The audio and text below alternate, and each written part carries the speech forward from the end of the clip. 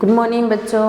Class 11th Hindi medium subject है inorganic chemistry first का chapter number 2 structure of atom हमारा topic चल रहा है और हमने पार्ट नंबर 10 तक कर लिया था। आज हम पार्ट नंबर 11 की कर रहे हैं और आज का हमारा टॉपिक है हाइड्रोजन के लिए बोर मॉडल।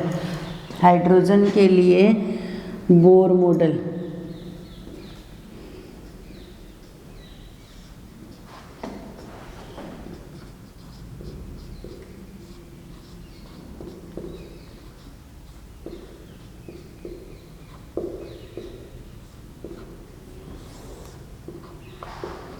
हाइड्रोजन के लिए बोर मॉडल, यह मॉडल जो था वो 1913 में नील्स बोर के द्वारा दिया गया था। नील्स बोर नामक साइंटिस्ट थे, उनके द्वारा दिया गया था। तो सबसे पहली बात हमने रदरफोर्ड मॉडल की लास्ट में बात की थी। उसके बाद में रदरफोर्ड के मॉडल में कुछ कमियां रह गई थी। उन कमियों को सुधारने के लिए नील्स बोर ने हाइड्रोजन परमाणु के लिए एक और नया मॉडल दिया और 1913 में नील्स बोर द्वारा दिया गया था। इसने अपने मॉडल के अनुसार कुछ अवधारणाएं बताई, उन अवधारणाओं की हम चर्चा करेंगे। तो सबसे पहली बात इसने, क्योंकि रदरफोर्ड ने ये बात बता दी थी, थोड़ा बहुत नज़दीक पहुंचा था कि ये नाभिक और इसमें प्रोटॉन न्यूट्रॉन और इसके बाहर की ओर क्या करते हैं, इलेक्ट्रॉन चक्कर लगाते हैं। ये रदरफोर्ड ने कहा था, यानी कि पूरी तरह से वो क्लियर नहीं कर पाया था। तो उसी प्रकार इसने ये कहा कि जो नाभिक होता है उसके चारों ओर, यानी कि ये नाभिक है मान लो, और इस नाभिक के चारों ओर क्या करते हैं, इलेक्ट्रॉन निश्चित त्रिज्या और ऊर्जा वाले वर्ताकार पथों के अंदर चक्कर लगाते हैं। इन वर्ताकार पथों को क्या कहा जाएगा, कक्ष या कक्षा या ऊर्जा स्तर कहा जाता है। तो इसने ये कहा था, पहली अवधारणा के अकॉर्डिंग ये कहा गया था कि नील्स बोर ने कहा था कि नाभिक और नाभिक के चारों ओर इलेक्ट्रॉन चक्कर लगाते हैं और उन वर्ताकार पथों में निश्चित आकार और निश्चित ऊर्जा के वर्ताकार पथों में चक्कर लगाते, तो जिसे कक्षा या ऊर्जा स्तर कहा जाता है। ये वर्ताकार पथ एक निश्चित ऊर्जा के होते हैं और उन ऊर्जा के अकॉर्डिंग उनके अंदर अलग अलग कोष बनते हैं या अलग अलग ऊर्जा स्तर बनते हैं, या ऊर्जा कोष कह सकते हैं या ऊर्जा कक्ष कह सकते हैं। जैसे मान लो पहला होता है, फिर दूसरा ये नाभिक, फिर तीसरा, फिर चौथा, इस तरीके से ये पहला, ये दूसरा, ये तीसरा, ये चौथा, या इन्हें KLMN नाम दे दिया जाता है। ये क्या होते हैं, ऊर्जा स्तर होते हैं। क्या होते हैं, ऊर्जा स्तर होते हैं, या इन्हें ऊर्जा कक्ष कहा जाता है, ऊर्जा कक्ष कहा जाता है, या ऊर्जा कोष कहा जा सकता है। इनके अंदर प्रत्येक के अंदर इलेक्ट्रॉनों की संख्या निश्चित होती है। n बराबर 1 होता है, तो इलेक्ट्रॉन निकालने के लिए 2n² का सूत्र लगाया जाता है। तो 2 1 स्क्वायर बराबर 2, यानी कि k कोष की बात करें हम, k कोष में n का मान 1, तो उसके अंदर इलेक्ट्रॉन कितने आएंगे, 2 आएंगे। L कोष की बात करें तो L कोष के लिए n का मान 2, तो 2 इंटू में 2 की स्क्वायर बराबर कितना आ जाएगा, 4। M कोष n बराबर 3, तो 2 इंटू में 3 की स्क्वायर बराबर 18। L कोष n बराबर 4, तो 2 इंटू में 4 की स्क्वायर बराबर 32। 4 4 दूनी 8, यहाँ 8 आएगा। तो इस प्रकार 2 8 18 32 इस तरीके से इनके अंदर इलेक्ट्रॉनों की जो कॉन्फ़िगरेशन किया जाता है या इलेक्ट्रॉन भरे जाते हैं। तो प्रत्येक पहला कोश है उसमें 2 इलेक्ट्रॉन, दूसरे में 8, तीसरे में 18 और चौथे में 32, जिनको के एल एम एन या ऊर्जा स्तर या ऊर्जा कक्षक या ऊर्जा कोश कहा जा सकता है।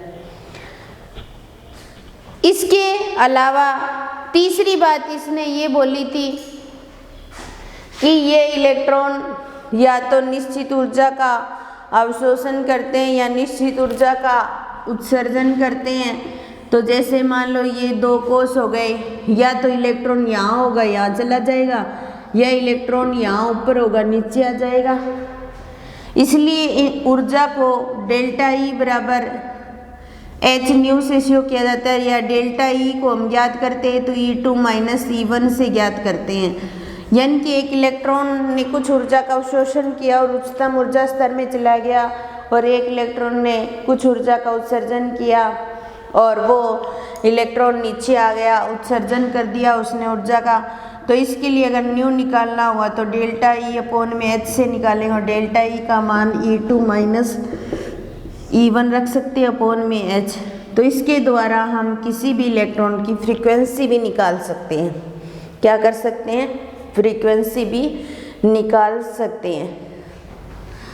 चौथी बात उसने ये भी कहा था कि इलेक्ट्रॉन उन्हीं कक्षकों में चक्कर लगाएगा जिनका कोणीय संवेग NH अपॉन में 2 पाई के बराबर होगा।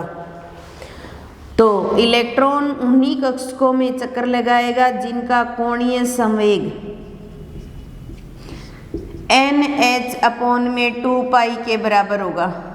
तो कोणीय संवेग को MBR से शो करते हैं, तो NH अपॉन में 2 पाई।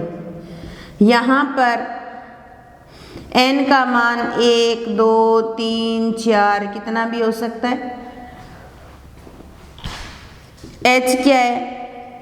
प्लांक कांस्टेंट, बहुत बार पढ़ चुके हैं हम, इसका जिक्र कर चुके हैं। तो ये उसने चौथी बात बोली थी। इसके अलावा वृत्ताकार पथों के अंदर जब इलेक्ट्रॉन चक्कर लगाता है तो उस पर 2 बल कार्य करते हैं। ये पॉजिटिव नाभिक और उसके चारों ओर इलेक्ट्रॉन चक्कर लगा रहा है तो उस पर 2 बल कार्य करते हैं।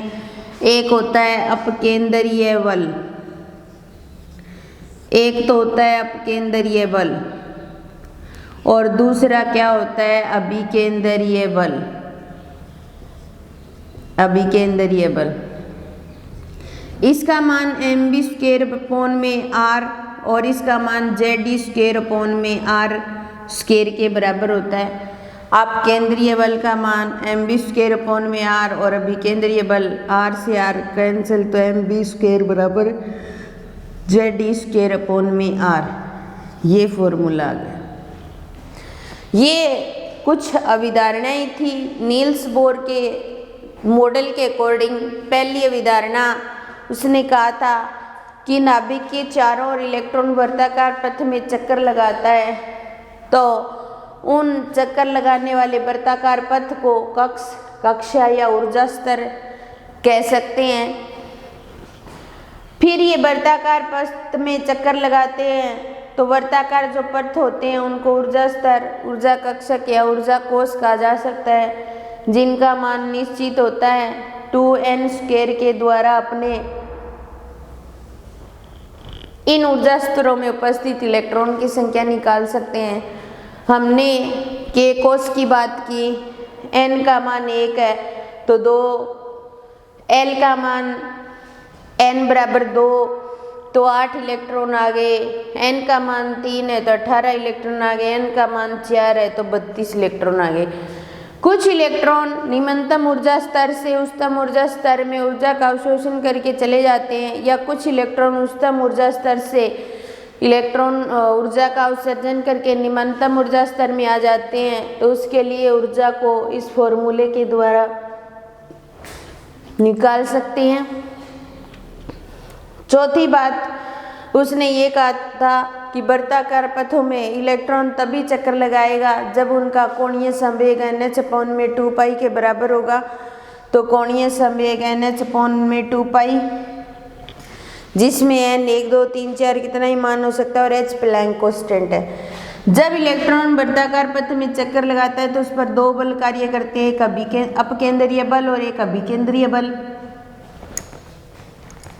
अब अपकेंद्रीय बल mv²/r और अभिकेंद्रीय बल z² और r से स्क्वायर कैंसिल हो जाएगा, mv² बराबर z² आ गया।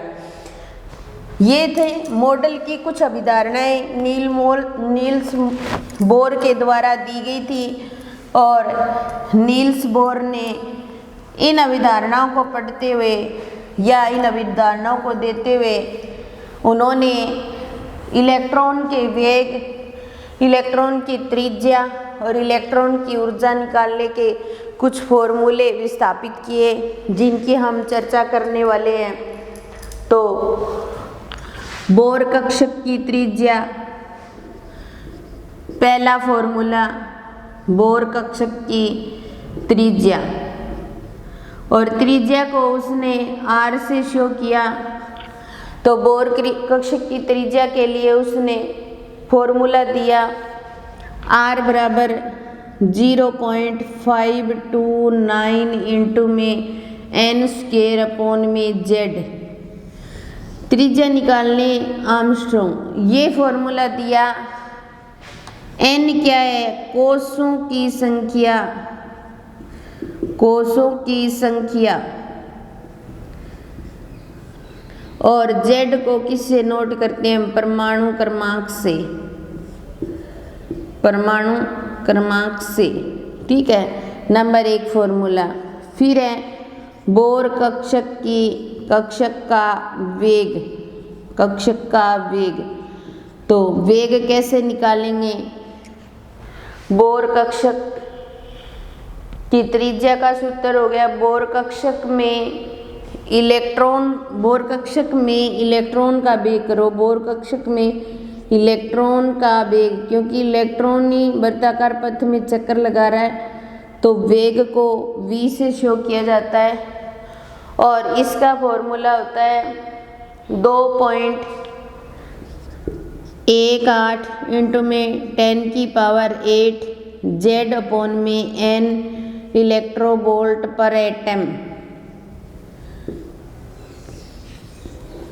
इसके द्वारा हम इलेक्ट्रॉन के वेग को निकाल सकते हैं।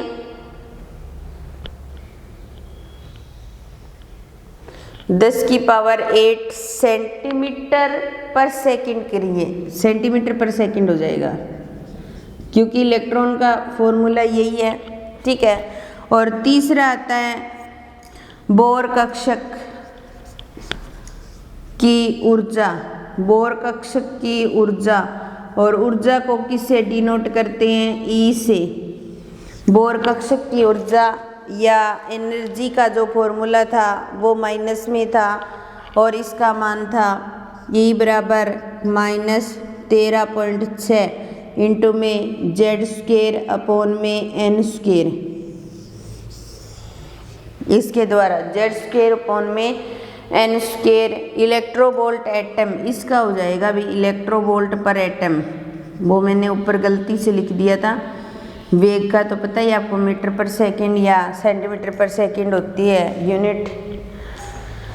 तो ये फॉर्मूला किसके लिए दिया था? इलेक्ट्रॉन की ऊर्जा निकालने के लिए, ये वेग निकालने के लिए, ये त्रिज्या निकालने के लिए। ये 3 सूत्र दिए थे। तो अगर हम इस पर आधारित कोई न्यूमेरिकल करें, जैसे हीलियम परमाणु के द्वितीय या हीलियम परमाणु के दूसरे कोष की त्रिज्या, वेग व ऊर्जा ज्ञात करो, ऊर्जा ज्ञात करो। तो हम इन फॉर्मूला के द्वारा ज्ञात कर सकते हैं। यहाँ z परमाणु क्रमांक है तो यहाँ भी z परमाणु क्रमांक ही होगा और यहाँ भी z परमाणु क्रमांक है। पहली हीलियम परमाणु के दूसरे हीलियम, हाइड्रोजन हीलियम 2 नंबर पर आता है तो z का मान कितना आ गया? 2 आ गया। और दूसरे कोष की बात कर रहे हैं, पहला कोष दूसरा कोष, तो दूसरे कोष में n का मान कितना हो जाएगा, 2 आ जाएगा, ये आ गया। इसके आधार पर हम पहले निकालते हैं हीलियम परमाणु के लिए त्रिज्या, हीलियम परमाणु के लिए त्रिज्या, और त्रिज्या निकालेंगे तो त्रिज्या का फॉर्मूला था हमारा R बराबर 0.529 इंटू में n का मान 2 की स्क्वायर बटा में 2, यही था। तो आ जाएगा 0.529 इंटू में ऊपर तो 4 बटा में 2 और कट गया, और कितना आ जाएगा 0.529 इंटू में 2, और 2 निम्मा 18, 2 दूनी 4, 1 5, 2 दूनी 10, 2 पंजा 10, ये आ गया। तो त्रिज्या का मान आ गया 1.058 आर्मस्ट्रॉन्ग। ठीक है, फिर है बोर कक्षक में इलेक्ट्रॉन का वेग। तो हीलियम परमाणु के लिए इलेक्ट्रॉन का वेग, और इलेक्ट्रॉन के वेग को v से नोट करते अपने, तो इसका फॉर्मूला था 2.18 इंटू में 10 की पावर 8 z बटा में n। तो 2.18 इंटू में 10 की पावर 8 इंटू में z का मान भी 2 और इसका मान भी 2, 2 से 2 कैंसिल हो गया, 2.18 इंटू में 10 की पावर 8 सेंटीमीटर पर सेकेंड। वेग का मान इतना आ गया, कितना आ गया 2.18 इंटू में 10 की पावर 8 सेंटीमीटर पर सेकेंड। फिर ऊर्जा का मान निकालना हमें। तो तीसरा हीलियम परमाणु के लिए ऊर्जा, और ऊर्जा का फॉर्मूला E बराबर -13.6 इंटू में z की स्क्वायर बटा में n स्क्वायर इलेक्ट्रोवोल्ट पर एटम। ठीक है, तो -13.6 इंटू में 2 की स्क्वायर बटा में 2 की स्क्वायर, क्योंकि z का मान भी 2 है और n का मान भी 2 है। तो 2 दूनी 4, 4, 2 की स्क्वायर 4, 2 की स्क्वायर 4 से कैंसिल हो जाएगा, -13.6 इलेक्ट्रोवोल्ट पर एटम आ गई इसका मान। तो इस प्रकार हीलियम परमाणु के दूसरे कोष की त्रिज्या की बात की हमने। तो त्रिज्या या वेग या ऊर्जा हम ज्ञात कर सकते हैं इसके अकॉर्डिंग। तो यहाँ पर बोर कक्षक की त्रिज्या, ये वेग और ये ऊर्जा, इसके द्वारा, इस फॉर्मूले के द्वारा हम तीनों ज्ञात कर सकते हैं। ये आपको समझ आ गया होगा। जैसे यहाँ पर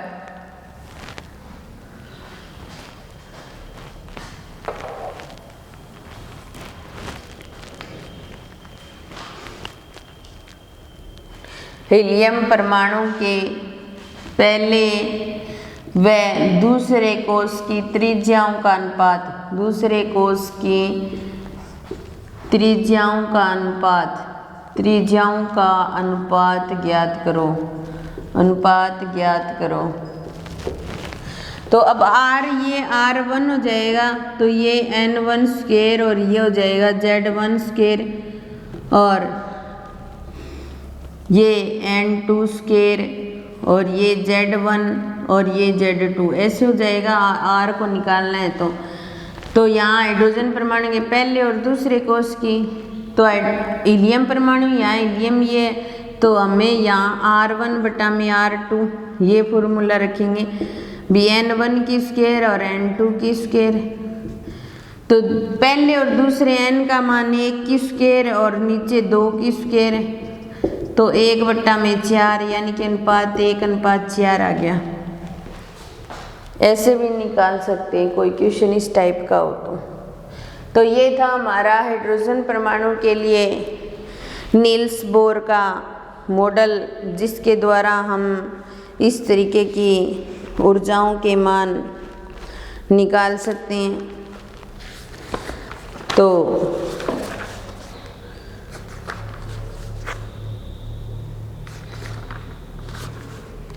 एक क्वेश्चन डाल देती हूँ आपके लिए और उस क्वेश्चन को आप करके देखना।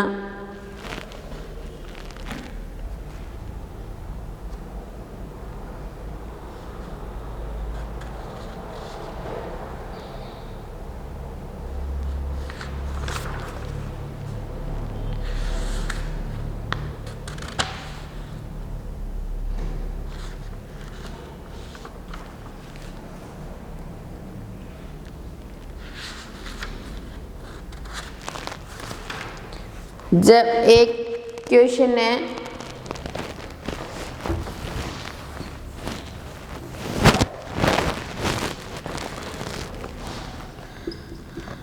हाइड्रोजन परमाणु के लिए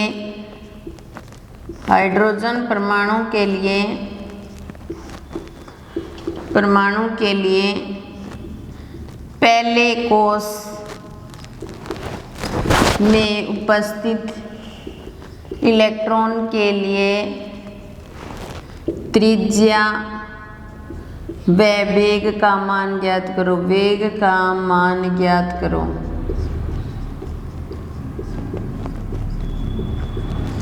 ठीक है, ये ज्ञात कर सकते हो। अगला क्वेश्चन है लिथियम के पहले व दूसरे कोष की त्रिज्याओं का अनुपात बताइए। दूसरे कोष की त्रिज्याओं का अनुपात बताइए। ये दो क्वेश्चन आप करोगे। यहाँ पर तो हाइड्रोजन है, एक ही परमाणु क्रमांक है, Z का मान 1 हो गया, N का मान भी 1 तो रखकर निकाल सकते हो आप। लिथियम Z का मान 3 तो दोनों के लिए 3 हो जाएगा और N का मान 1, N1 का मान 1 और N2 का मान कितना हो गया 2 हो गया। तो R1/R2 वो फॉर्मूला लगेगा N1² N2 की स्क्वायर इंटू में Z1 और Z2। ये तो 3 ही हो गया तो इसको लिखने की आवश्यकता नहीं, ये फॉर्मूला लगाकर आप कर लेना। थोड़ा करके देखोगे तो आसानी रहेगी। आज की क्लास यहीं समाप्त करते हैं, बाकी नेक्स्ट क्लास में करेंगे। धन्यवाद।